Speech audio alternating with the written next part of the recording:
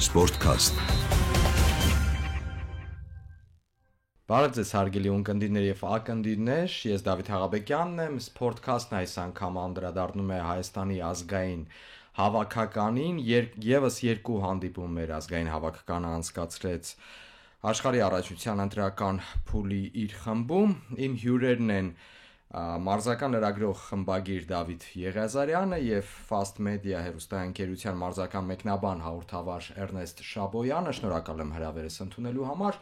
Մեր հավաքականի այս եւս երկու հանդիպումներից հետո իհարկե երկրպագուների առաջին այսպես տպավորությունը հուզական մակարդակում է, բայց փորձագիտական մակարդակում փոքրինչ այդպես չենք վերաբերում այդ ամենին։ Մենք վերլուծում ենք, թե խաղի ընթացքը, թե արդյունքը հասկանալի է, լավը չէ, երկու պարտություն կրեց մեր ընտրանին։ Ամեն դեպքում, եթե փորձագիտական մակարդակում նայում ենք, ինչ տեսանք, ինչ փոփոխություններ կային նախորդ սեպտեմբերյան երկու հանդիպումներից հետո, Եղիշե Մելիքյանը ինչպես է փոխում խաղը մեր հավաքականում, դա վերլուծենք։ Նախ սկսենք Եվի Բուդապեշտում անցկացված հանդիպումից, ի վերջո մրցակիցը բավական ուժեղ էր, իր դասով մակարդակով բարձր էր, քան Իռլանդիայի հավաքականն է։ Ամեն դեպքում երկու խաղն էլ ի վերջո կրկնվում եմ, երկու խաղում էլ մեր հավաքականը պարտություն կրեց, բայց խաղով կարծես թե այդպես չէր։ Ի վերջո նաև պարտությունները խոշոր հաշվով չէին։ Էրնեստ։ Շնորհակալություն։ Ընդհանուր, եթե համեմատում ենք սեպտեմբերի հատվածի հետ, էական փոփոխություններ չնկատվեց եւ դա բնական է, որովհետեւ կարճ ժամանակ է ինչ Եղիշե Մելիքյանն աշխատում է, բայց այս կարճ ժամանակահատվածում եթե օրինակ Վանցխիպի այդ փոքրիկ ժամանակահատվածի հետ ենք համեմատում, պարտվելիս մենք անհույս թիմի տպավորություն չենք թողնում, այսինքն զգացվում էր, որ ֆուտբոլիստները խաղում են, ֆուտբոլիստները ձգտում են, այդ թե ինչի են ձգտում դա մի փոքր անհասկանալի էր, ինչը կարծում եմ դուք նկատի ունեք առաջին հերթին Վրաստանի հետ այդ ազգերի լիգայի անցումային փուլի երկու դիմակայությունները։ Նույնը կարող եմ նաև ասել Կապարոսի ժամանակահատվածը, չեմ ասում են սկզբի, այդ ֆուրորը,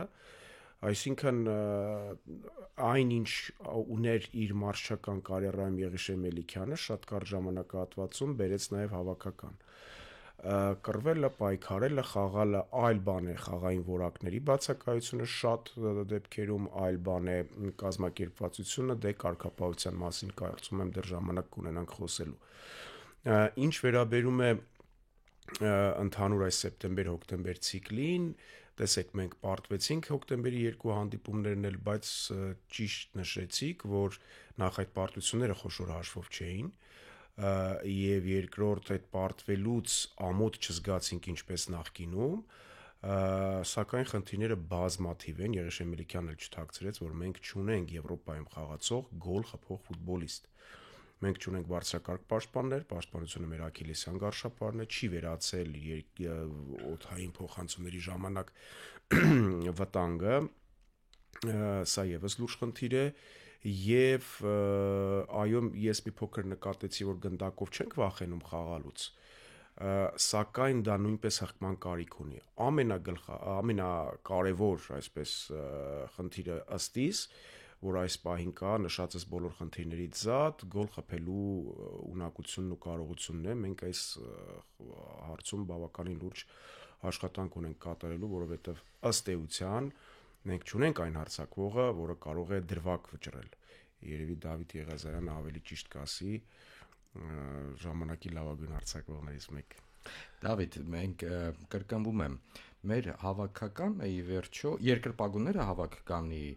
խաղերը, թե խաղից առաջ, թե նմանատ հանդիպումներից հետո, շատ հուզական են այդ խաղերին անդրադառնում։ Առաջին հերթին, եթե պարտություն է հուզական այսպես հույզերի անկում է եւ այլն, բայց փորձագիտական մակարդակում մենք այլ կերպ ենք նայում այդ ամենին, մենք փորձում ենք հասկանալ, նախ մենք հասկանում ենք մեր ընտրանու ընդհանուր խաղամակարդակը։ Մեր սպասելիքները այդպես ենք ձևավորում, նաև հեռանկարներն էլ ենք այդպես տեսնում։ Հիմա մեր ընտրանու ընդհանուր խաղամակարդակը ինչպես ենք տեսնում։ Էրնեստը ձևակերպեց իր կարծիքը այն ինչ է այնտեղ ինքը տեսնում։ Դուք ինչ եք տեսնում։ Շնորհակալ եմ նախ հրավերի համար։ իրականում ճիշտ եք ասում, ինչ վիճակում է լինի Հայաստանի հավաքականը, միշտ հատկապես նոր ընտրական փուլից առաջ, նաև նոր մարզչի գալու միշտ հույսեր են արթնանում, որ մեր հավաքականը ուրախացնելու է, գոնե զարմացնելու է բոլորիս, բայց հետո երբ այսպես ասած սառը գլխով ավելի վերլուծումս հետ ես նայում, հասկանում ենք, որ համենայն դեպս այս իրավիճակում, հիմա որում մենք գտնվում ենք,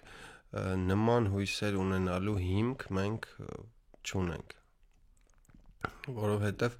նախ առաջին հերթին Եղիշե Մելիքյանը երբ նոր գլխավորել էր հավաքականը, շատ պարզ նշեց, որ իր առջև կոնկրետ մրցաշարային նպատակ չի դրվել եւ նրա առաջնային խնդիրը թիմը կարգի բերելն էր, որովհետև այո, մենք ունենք թիմ, որտեղ կան լավ ֆուտբոլիստներ, նաև ճիշտ է, դիսբալանսը մեծ է, բայց որպես թիմ դեռ կայացման փուլում է, այսպես ասած, մենք լավ թիմ չունենք, գուցե ունենք լավ ֆուտբոլիստներ, բայց լավ թիմ չունենք ու այս իրավիճակում կարծում նախ այլ հարց է, որ այս երկու խաղերը, օրինակ այնպիսի խաղեր էին, որ մեծ հնարավորություններ մենք ունեցանք, նախ Հունգարիայի հավաքականը կորուստներով էր մոտենում խաղին, Իռլանդիայի հավաքականն էլ ըստ իս շատ պարզունակ թիմ էր, որ այդպիսի թիմ պարզունակ խաղով, այո, ու այդպիսի թիմին մենք եթե ունես նպատակ լուրջ նպատակ հաղթել իրոք պետք էր։ Բայց եթե դուք տեսեք հիշատակեցիք Եղիշե Մելիքյանի այդ ասածը խոսքը, որ իմ առջև չեն դրվել մրցաշարային այսպես նպատակներ, ճիշտ է փոքրինչ անհասկանալի է այդ առաջին հայերցքից թվում։ Ի վերջո աշխարհի առաջնության ընտրական փուլ է սա, ենթադրենք ազգերի լիգայի մրցաշարը չէ կամ այլ մրցաշար չէ, այլ աշխարհի առաջնության ընտրական փուլ, որը տեղի է ունենում 4 տարին մեկ։ Իմ կարծիքով Հայաստանի ֆուտբոլի ֆեդերացիան հիմա որևէ մարզչի առջև նման նպատակ դներ, նրա հետ բանակցելիս որևէ մարզիչ մոտ չէր կա մեր հավաքականին, որովհետև իրատեսորեն այս պահին մենք շատ հեռու ենք, հատկապես աշխարհի առաջնությունը ավելի բարդ ընտրական փուլ է, Եվրոպա առաջնությունը մի փոքր այլ է, այնտեղ նաև ազգերի լիգա եւ այլ, բայց այս պահին մենք ելի եմ կրկնում որևէ հիմք չունենք դրա մասին նույնիսկ մտածելու։ Ես նաև Եթե սառը գլխով ենք մոտենում հարցին, ես այդպես եմ հասկանում։ Այո, ու նաև այդ հիմա օրինակ մեր առաջնային խնդիրներից մեկը նշում են գոլ այդ չխփել, գոլ խփող հարձակվող չունենալը։ Նախորդ խաղերին ես իմ մեջ նման բան միտք ծագեց, ասում եմ, եթե օրինակ հիմա Յուրա Մովսիսյանը իր լավագույն տարիների Մովսիսյանը լիներ դաշտում, գոլ կխփեր ձեր կարծիքով։ Ես չեմ կարծում եմ որովհետև մեր թիմը հարձակվումը գրոհային այդ հատված, այսինքն մրցակցի ուզում ասեմ, որ խաղադաշտի գոլ խփելը դա միայն այդ հարձակվողի համար այդ պահերը պետքա ստեղծել։ Իսկ նույն օրինակ մեր հարձակվողները այս խաղերում գոլային պահ գրեթե չեն ունեցել։ Այսինքն թիմը կոնկրետ պահեր չէր ստեղծում ու դա իրականում ամենաշատ անհանգստացնող հարցերից է, երբ օրինակ լինում են գոլային պահեր չեն իրացնում, դա գոնե հույս ներշնչում, բայց երբ թիմը չի կարողանում ստեղծել գոլային պահ, դա ամենամեծ խնդիրն է ու հիմա եթե Յուրա Մովսիսյան նույնիսկ դուբլինում լիներ դաշտում, ինքը կարող ընդհանրապես պահ որպես կենտրոնական հարձակվող Յուրային է։ Մի քանի մենք ունեցանք պահեր, չգիտեմ, միայն երևի Էդուարդ Սպերցյանի պահներ ամենամոտը, բայց դա կիսապահեր, դա ամբողջական այդպես 100%։ Նկատի ունեմ հարձակվող միայն հարձակվողով չի, մեր խնդիրները սկսվում են պաշտպանությունից, կիսապաշտպանությունում շարունակվում են եւ հարձակման գիծը այդ ամենի, այսպես ասած, տուժողն է եւ բոլորս ասում ենք, որ գոլ խփող չունենք, բայց իրականում գոլային պահերն էլ այս երկու խաղերում շատ քիչ էին։ Հետաքրքիր ուղղությամբ մեր զրույցը այսպես ընթացավ։ Հիմա վերլուծենք, հասկանանք ինչ տեսանք երկու այս խաղերում, նաև սխեմաների, կիրառված սխեմաների, Եղիշե Մելիքյանի կիրառած սխեմաների առումով խաղադաշտում ինչպես էր դասավորվում մեր հավաքականը։ Մենք հասկանում ենք, որ կանխատեսում ենք, որ արտագնախաղերը նախ առաջին հերթին հզոր մրցակցի դեմ Հունգարիայում մեր թիմը պետք է, այսպես ասած, երկրորդ այսպես համարով խաղա, պաշտպանվի ավելի շատ։ Նմանատիպ սխեմա էլ մենք տեսանք նաև Իռլանդիայի հետ խաղի սկզբնամասում, երբ որ տեսնում եք ակնհայտ, որ պաշտպանվելիս մեր թիմը շարվում էր 5-4-1 այսպես դասավորվածությամբ, սկզբնամասում ենթադրենք Իռլանդիայի դեմ խաղի Բարսեղյաններ, ոնց որ կարծես այդ մեկը վերջին մեկը արչեվում որոշակիորեն ճնշում գործադրելով պաշտպանների վրա մրցակցի, այդպես էր նաև Հունգարիայի դեմ։ Հիմա այդ 5-4-1-ը դուք նշում եք, որ հավաքականի կազմում որոշակի դիսբալանս կա, իհարկե խաղամակարդակի առումով ֆուտբոլիստների,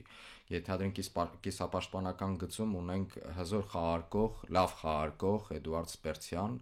արդեն քանի տարի է այդ տղան ցույց է տալիս իր որակները։ Ցավոք սրտի, գուցե, չգիտեմ, լավ է թե վատ է, չի տեղափոխվում եվրոպական ակումբ, չնայած Կրասնոդարում չեմպիոնական այդ գավաթը բարձրացրեց իր գլխավերևում։ Լավ որակի է, ամեն դեպքում, եթե եվրոպական չափանիշներով նայենք, միջին եվրոպական այդպես խաղարկողի որակի է Էդուարդը։ Պաշտպանական գիծը, այպես անուններով հնչեղ չէ, բայց մեր տղաները ի վերջո անում են այն, ինչ առավելագույնը վստահ եմ, ինչ հնարավոր է այդտեղ անել, պարզապես երևի որակների հարց է։ Այստեղ շատ քննադատել էլ պետք չի, եւ նաեւ Եղիշե Մելիքյանին պետք չի նաեւ քննադատել, դե ընտրությունը այսպեսին է այս պայդրությամբ։ Հիմա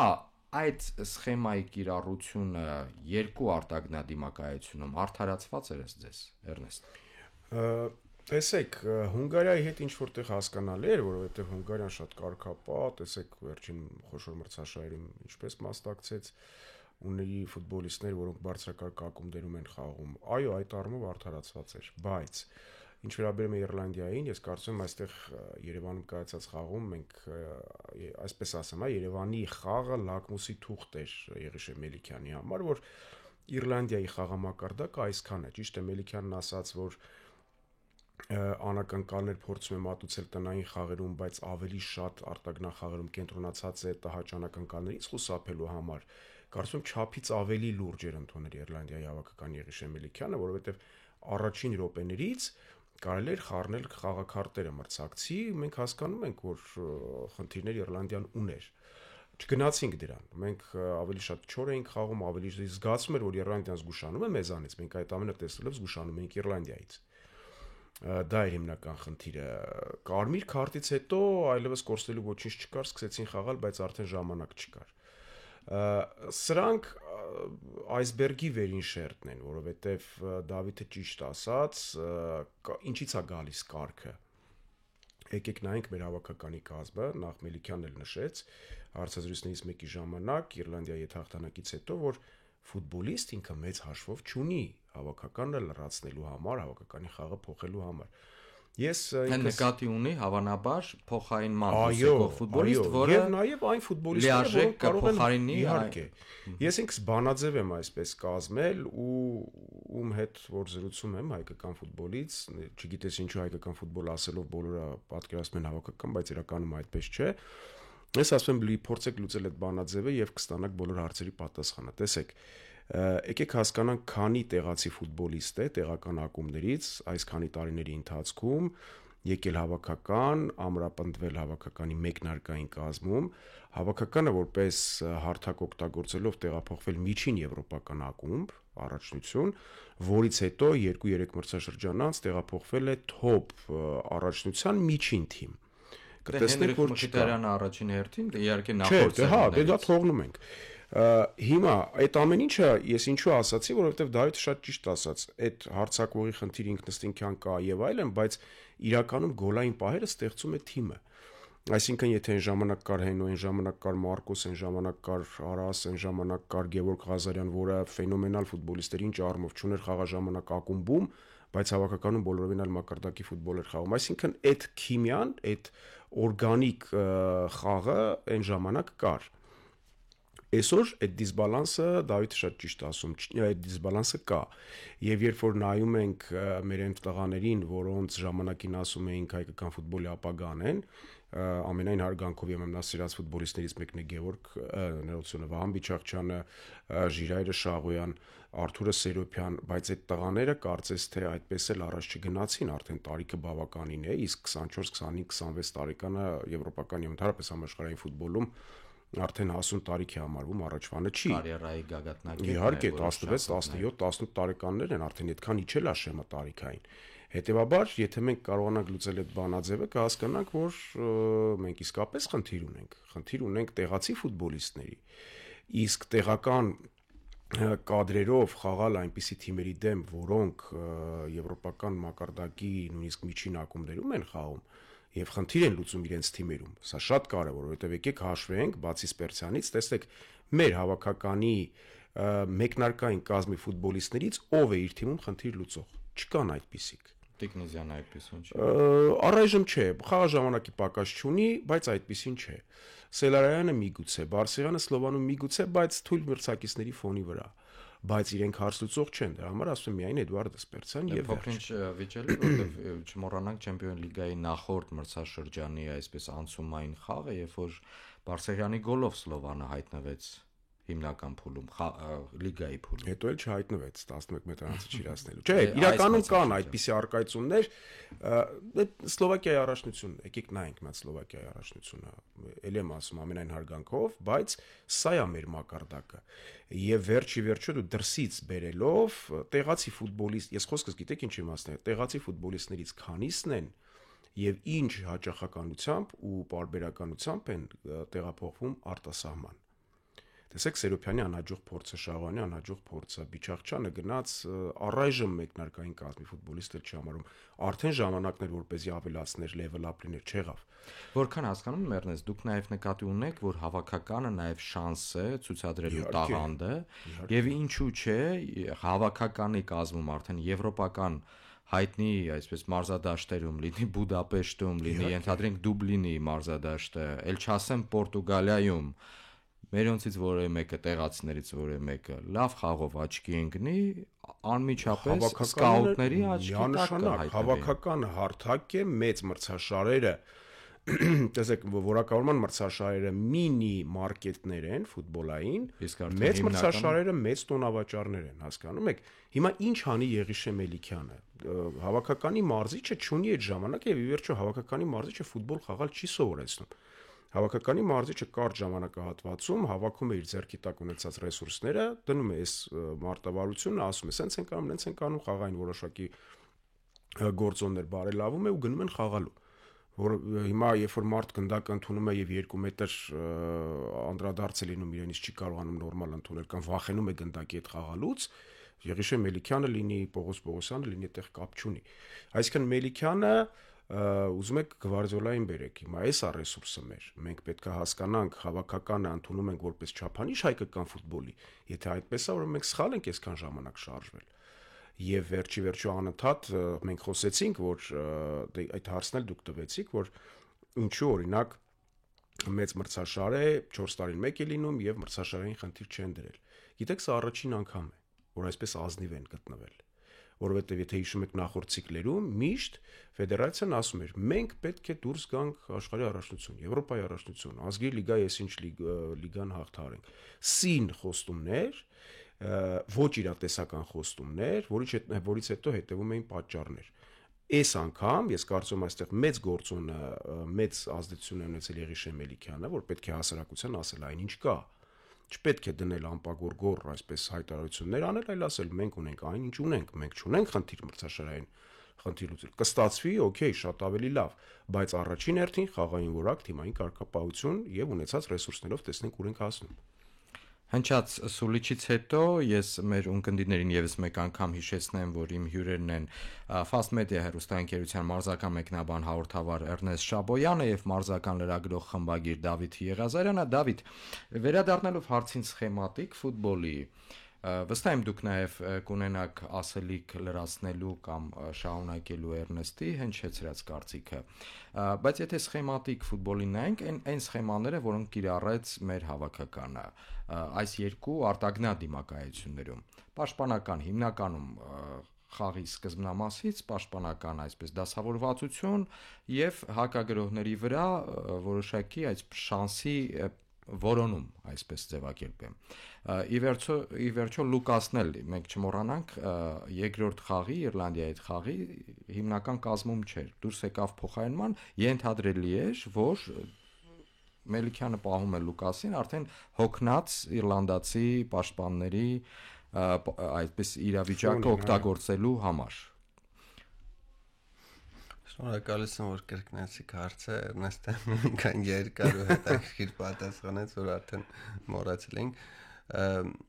Այսպես ասեմ, նախ մինչև սխեմային անդրադառնալը այդ երկու խաղը փորձեմ կարճ իմ կարծիքը, եթե հիշում եք Հունգարիայի դեմ խաղից առաջ Եղիշե Մելիքյանը ասուլիսին նշել էր, որ ոչ ոքին մեզ համար լավ արդյունք վատ արդյունք չի համարվի ու երբ խաղը ընթանում էր, հենց այդպիսի տպավորություն էր, որ մեր թիմը խաղում է ոչ ոքի համար։ Նախ չգիտեմ ինչի մարզիչ օրինակ չի ասում, որ մենք եկել ենք այստեղ հաղթելու համար, երևի ինքը ավելի ճիշտ կիմանա, բայց կոնկրետ այդպիսի խաղեր, որ մեր գերնպատակը կարծես ոչ ոքի խաղալն էր ու Հունգարիայի հավաքականը բան չունեմ ասելու, շատ բարձրակարգ թիմ է, բայց ուներ մի քանի առանցքային խաղացողների պակաս ու դա զգալ տալիս էր։ Արջևի գծում այնքան էլ նրանք այսպես ասած սարսափելի չէին, պաշտպանությունում էլ տալիս էին բացել, երբ մեր թիմը մի փոքր սկսում էր ֆուտբոլ խաղալ, կրեատիվություն էր ավելացնում, սրությունը, պահեր կարող էին ստեղծել։ Դավիթ, կներեք, այստեղ փոքրինչ լրացնեմ այդ հարցին էլ պատասխանեք։ Ի վերջո Հունգարիան եւ Իռլանդիան խոշոր մրցակիցների դեմ որպես կանոն խաղում է երկրորդ համարով։ Մենք տեսանք Հունգարիան երկրորդ համարով խաղալիս պորտուգալացիների դեմ։ Հիմա երկրորդ համարով սովոր թիմերը դիմակայում են Հայաստանի հավաքականին, որը խաղում էր իր հերթին երկրորդ համարով։ Այո, հենց նման մի բան էլ եղավ Իռլանդիայի դեմ խաղում, առաջի խաղակեսում, այդ մեկնարկային ակտիվությունից հետո իռլանդացիները գնդակը տվել էին մեզ, ասում էին խաղացեք, տեսնենք ինչ եք անում, ու մեր թիմը տպավորություն ոնց որ զարմացած լիներ, ու չգիտեին ինչ հիմա պետք է անել։ Ավելի շատ նրանք երևի սպասում էին, որ երկրորդ համարով պետք է խաղալ, բայց Իռլանդիայի հավաքականը, ելի եմ կրկնում, շատ պարզունակ խաղացող թիմ էր ու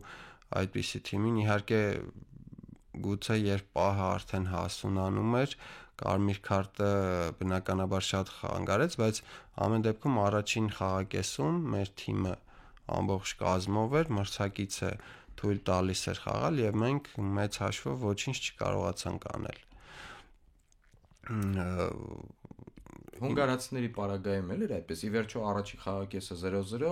հետո այդ եղավ այդ չարաբաստիկ գոլը, երբ որ մեր պաշտպանները փորձում էին այդպես խաղից դուրս իրավիճակ ստեղծել, եւ մեր պաշտպանների այսպես միջով այդ փոխանցումը իրականացվեց հարձակվողը հիմա անցնենք նաև հենց խաղային սխեմային հարձակման գծում խաղացող ֆուտբոլիստ եք Դավիթ այդպիսի սխալները իմ կարծիքով գալիս են հենց այդ խաղային սխեմայից դեռ նույնիսկ Պետրակովն էր գլխավորում հավաքականը Էրնեստը կհիշի շատ ենք խոսել այդ մասին ես ասել եմ որ 5 պաշտպանով սխեման մեր հավաքականին չի համապատասխանում որովհետև նախև առաջ դա շատ բարդ սխեմա է հավաքականի համար հատկապես, որովհետև 5 պաշտպանով խաղալը ավելի լավ պետք է պաշտպանները իրար հասկանան, իսկ հավաքականում դու տարվա մեջ, չգիտեմ, մի քանի խաղ ես խաղում միասին ու այդպես շատ բարդ է, հենց նույն երկու խաղում էլ այդ գոլեր, առաջի խաղում 3 կենտրոնական պաշտպան կանգնած ու մենակ է լրիվ դուրս գալիս մրցակցի հարձակվողը մահացու դիրքում, որովհետև չկարողացան ճիշտ խաղից դուրս վիճակի գիծը պահել, քանի որ դա 3 պաշտպանի դեպքում կենտրոնական ավելի բարդ է, նույնը Իռլանդիայի դեմ խաղում տեսնում եք 3 կենտրոնական պաշտպան կանգնած ու ընդամենը 1 կենտրոնական հարձակվողի, որից ամենամեծ վտանգն էր սպասելի, նրան չենք կարողանում հսկել։ Ու նաև հենց հարցը դա է, մենք ասում ենք ամենապրոբլեմատիկ դիրքերից է, չէ՞, կենտրոնական պաշտպանի դիրքը, այսինքն մենք այդ մակարդակին համապատասխան պաշտպաններ չունենք։ Եթե չունենք, ինչի ենք այդ այսպես ասած ոչ բարձրակարգ մեկ ֆուտբոլիստ ավելի դուրս բերում դաշտ։ Այլ հարց է, եթե պաշտպանությունդ իրոք ուժեղանում է դրա հաշվին, խնդիր չկա, բայց եթե դրանից տուժում է քո հարձակողական ներուժը, դու արդեն ոչ այսպես ասած լավ պաշտպանվում ես, ոչ լավ գրոհում ես, իմ կարծիքով դա մեր սխեման չէ։ Հիմա ուղղակի Եղիշե Մելիքյանն էլ եկել է հենց դա նրա սիրելի խաղային սխեմաներից է, որովհետև Փյունիկն էլ հենց մոտավոր այդ սխեմը 5 պաշտպանով էր խաղում, բայց նայեք, օրինակ ասում ենք Իռլանդիայի հավաքականը ամենաթոփ հավաքականը չէ, բայց այդ խաղում նրանք հրաշալի ցույց տվեցին հենց այդ 5 պաշտպանով սխեման ինչպես պետք է կիրառել։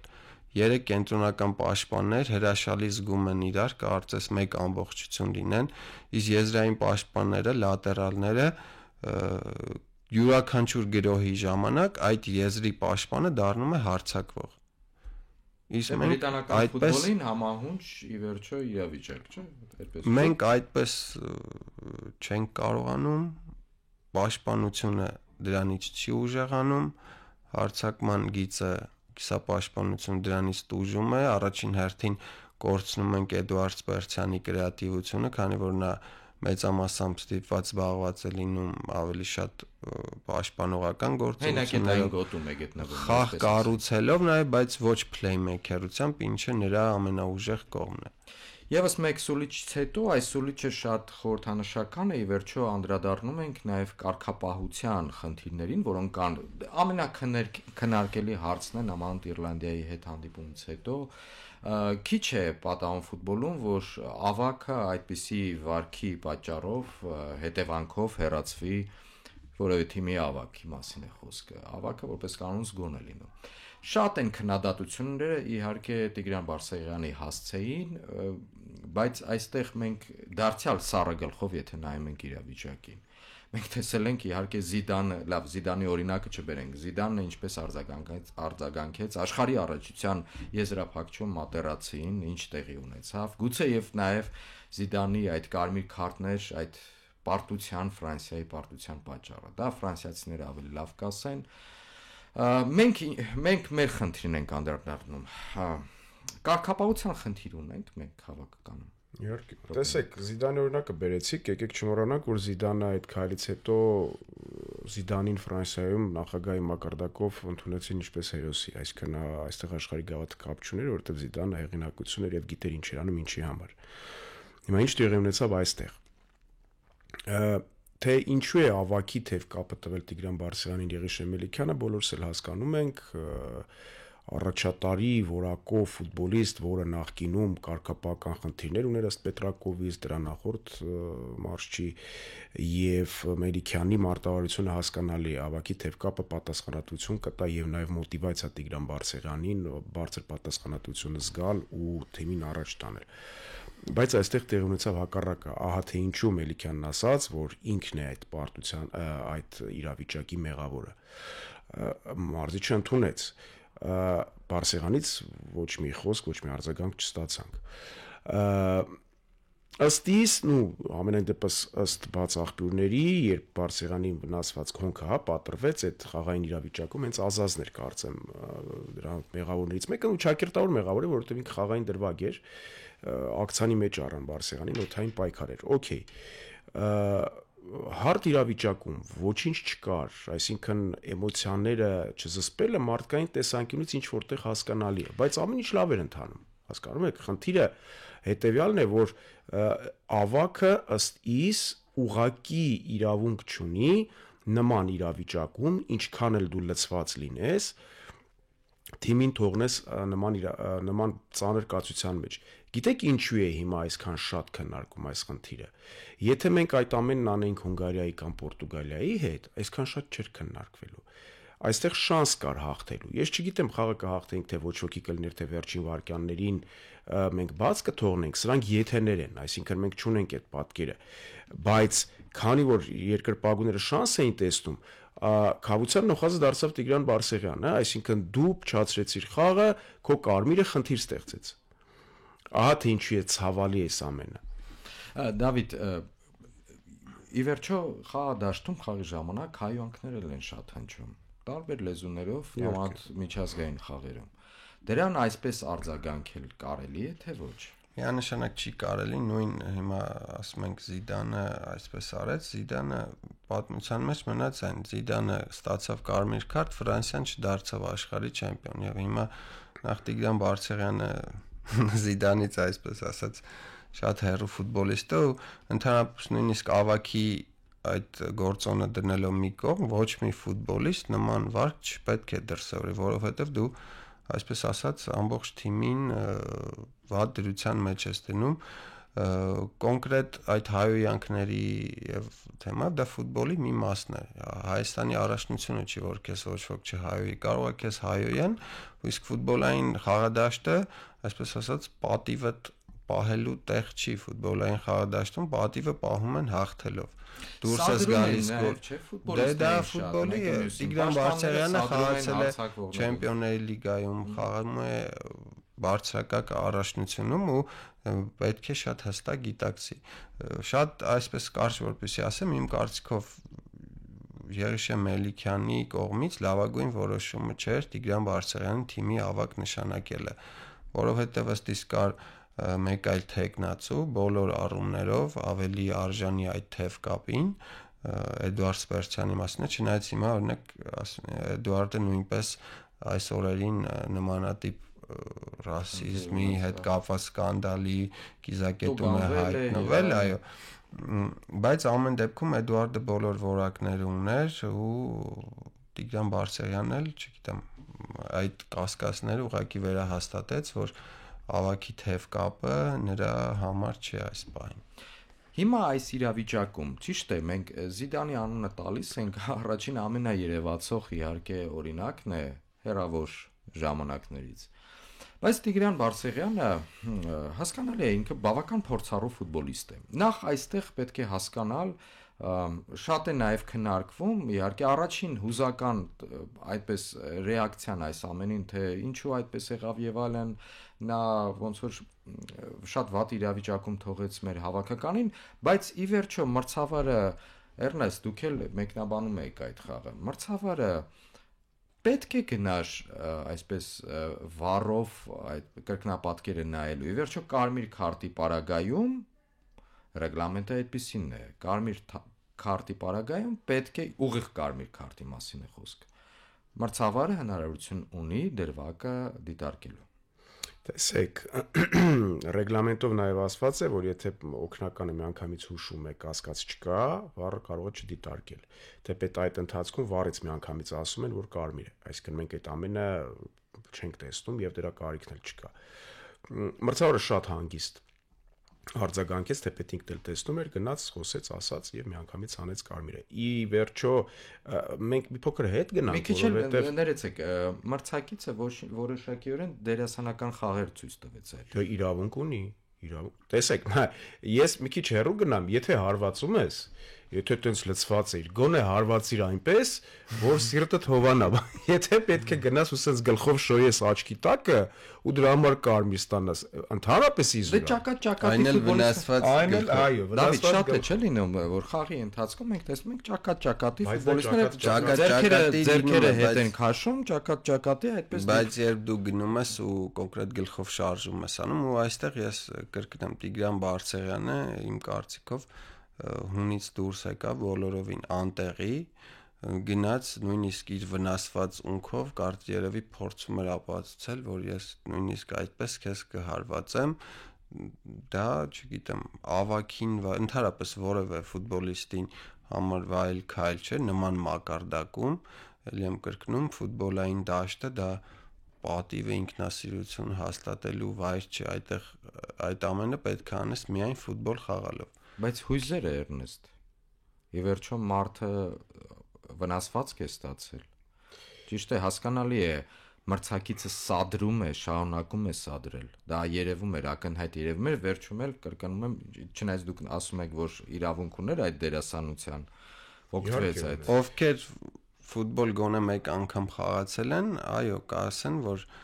էմոցիաներ լինում են, երբեմն դու անկառավարելի ես դառնում, բայց դա ոչ մի կերպ չի արդարացնում քո սխալ քայլը։ Իհարկե, իսկ դուք մտածել եք ինչու հենց Տիգրան Բարսեղյանին թիրախավորեցին, այլ ոչ թե Էդվարդ Սպերցյանին։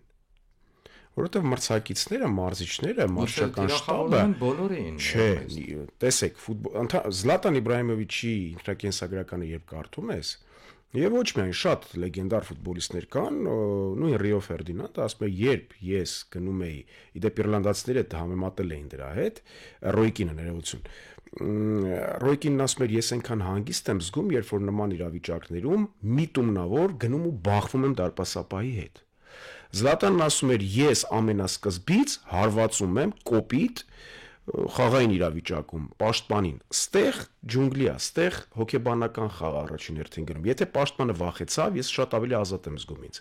Եթե ոչ, ես շարունակում եմ, տենամ որտեղ է ինքը խոցելի։ Հիմա մարշչական շտաբը խաղը վերլուծել նշանակում է հասկանալ ով է այստեղ ամենախոցելի կողմը, էմոցիոնալ առումով, խաղային առումով, եւ պատահական չէ, որ իրենք խաղացին դրա վրա։ Հասկանում եք, թեպետ էլի եմ ասում, Դավիթ շատ ճիշտ նշեց, շատ են եղել դեպքեր, երբ նման սադրանքին դու պատասխանել ես քո խաղով, շատ, օրինակ Ռեալից վերցնենք, Բարսայում վերցնենք նման դեպքեր կան, ու հետո խաղից հետո գնացել են հարց բարձելու։ Ոչ թե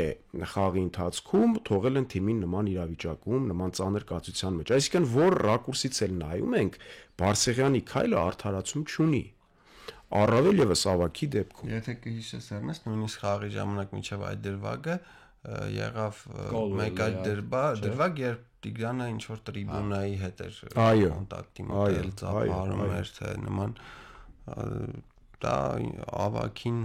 բայել քայլ չէ։ Ես վերջում նաև այսօր իհարկե հիմնականում խնդիրներից խոսեցինք, բայց կարծում եմ պարտադիր պետք է նշել, որ այս երկու խաղում երևի միակ կամ գլխավոր լուսավոր կետը Հենրի Ավագյանն էր։ Դարպասապահ գոնե եթե նշում ենք, որ այդ դիրքում ունենք խնդիր, բայց հիմա այ հիմք կա դրա համար մտածելու, որ մենք ապագայի համար կարող ենք ունենալ շատ լավ դարպասապահ։ Ճիշտ է, մի փոքր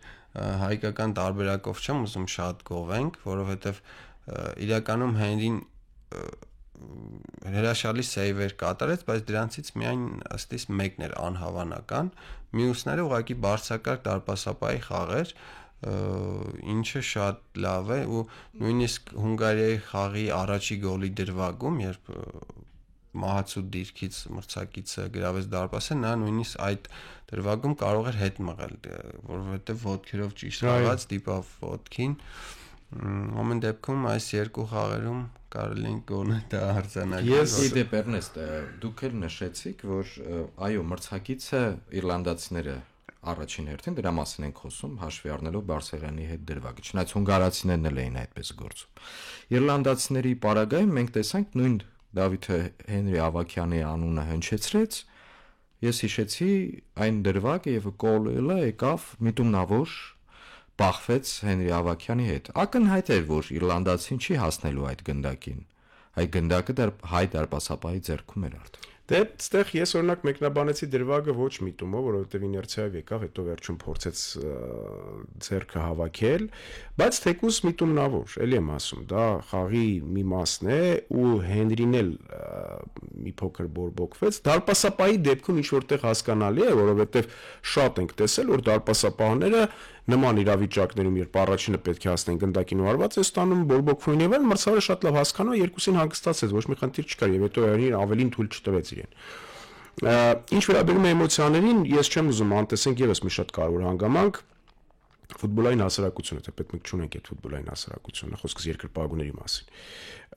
Երբ Պետրակովը չէր հրավիրում Տիգրան Բարսեղյանին, ամբողջ հայ ազգը սարքել էր համազգային խնդիր, ինչու՞ չէ հրավիրում Տիգրան Բարսեղյանին։ Թե պետք հիշում եք, որ այն ժամանակ մինչև Պետրակովը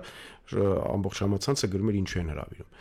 Հիմա երբ որ նորից կարմիր ստացավ Տիգրան Բարսեղյանը, նույն այդ ճակերտավոր ֆուտբոլային հասարակությունը երկրպագուներին նորից գրում է ինչու եք հրավիրում ընդհանրապես դռները փակեք հավաքականի։ Այսինքն ինչի՞ է մեզ ամեն ինչ շեշտում։ Արձագանքը հուսական մակարդակում։ Այսինքն մենք ֆուտբոլային երկիր չենք ոչ մի առումով։ Մենք դեռևս հուսական մակարդակի վրա ենք, մենք հասուն չենք։ Երբ որ երկրպագուն կհասունանա, երբ որ ֆուտբոլը կհասունանա, երբ որ այդ ամեն ինչը կդառնա մի ամբողջական օրգանիզմ, հայկական ֆուտբոլն էլ կդառնա պրոդուկտ, որ իրենից ինչ-որ բան է ներկայացնում, նոր մենք միայն կարող ենք խնդիրներ դնել, ու ասել, այ գնացինք ստեղ գնա, թե չէ, այսօր մի խաղացողը լավ է խաղում, ասում են, տեսեք Լուկասը 2 խաղ չեկավ, չէ՞։ Արձագանքը հասարակության այդ համացանցում որ դուք կարդայիք դե ումա պետք բան ինքը տենց հայ չի եւ այլն չէ բայց հակառակն էլ կար որ առանց Լուկասի այո այսինքն մենք ծայրահեղությունից ծայրահեղություն ենք այդ հասունությունը միայն հասուն մարդն է չէ օբյեկտիվ գիտակցում ամեն ինչ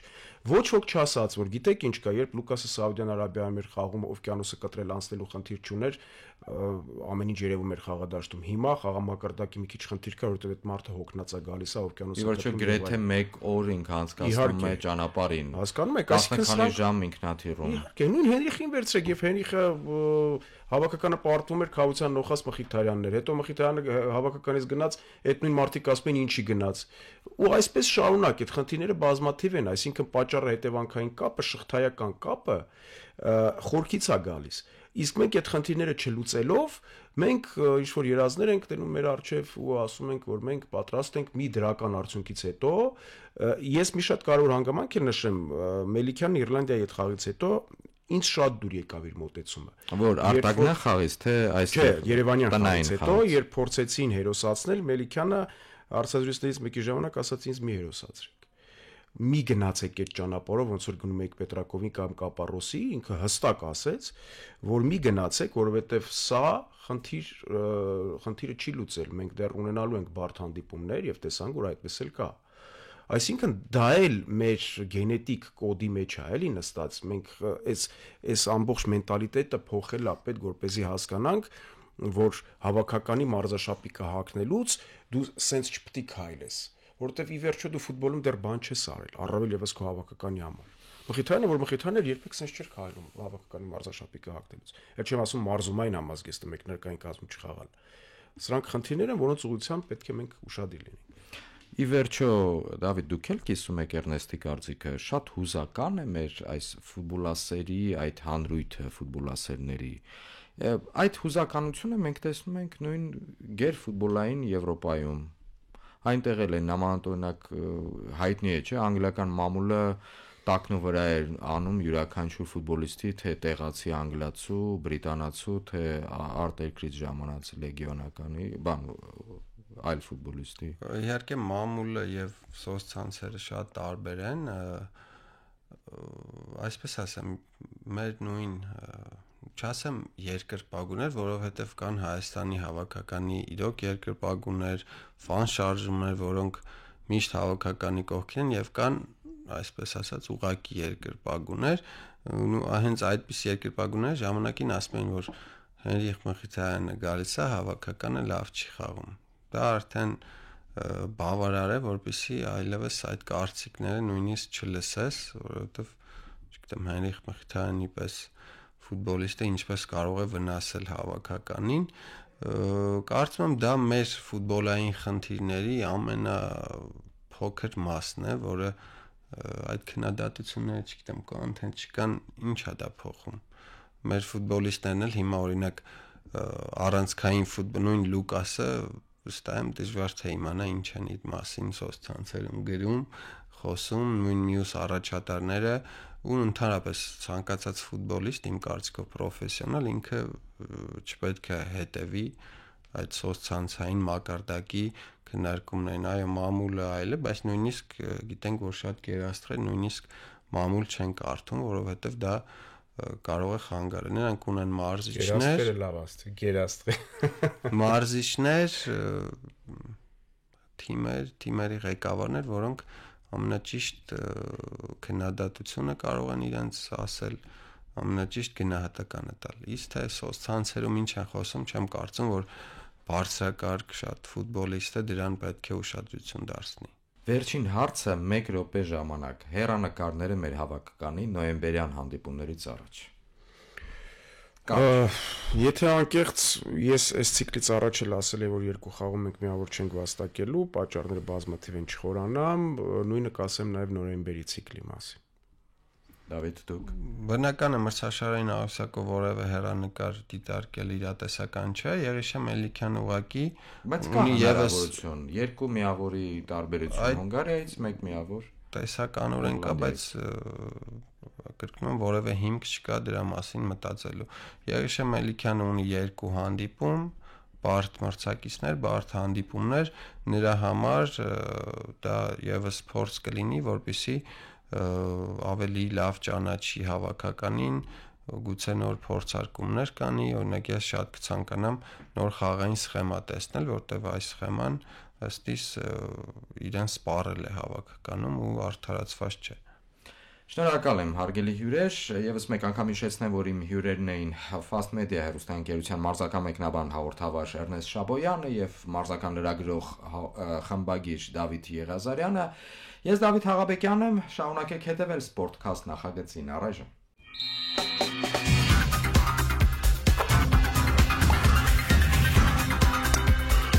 Sportcast